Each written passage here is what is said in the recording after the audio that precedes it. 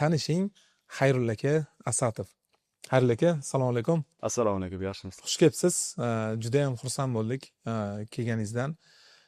Nega aynan sizni chaqirganimiz, aynan o'sha Erkin aka Bozorov bilan bir 5 minutlik bo'lgan suhbatingizda va u yerda ishlatgan so'zlaringizda men juda ta'sirlandim. Nega? Chunki faqat u so'zlarni o'qigan insongina ayta oladi va jamiyatda yoshlarimizni uyg'otish uchun sizdagi insonlar bizni ijtimoiy tarmoqdagi sahnamizda ko'rinish kerak va insonlarga kitob o'qishlikni tatbiq qilib, ya'ni rag'batlantirishimiz kerak deb sizni taklif qildik.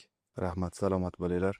Agar imkoni bo'lsa, o'zingiz haqingizda qisqa va aytsangiz, meni juda ham ko'p savollarim ko'p, o'sha savollarga o'tsak.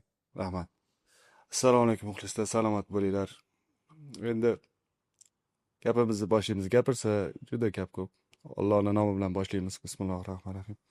Asatov Xayrulla 1988-yilda Eski shahar Qorasaroy degan joyda tug'ilganmiz. Adam 3 opam, bitta singlim. Tilangan o'g'il hisoblanaman. Adam juda niyat qilardilar o'g'il bersin deb.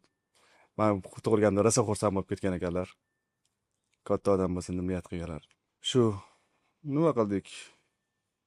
O'qidik. Maktabda o'qidik. Yaxshi o'qimaganman.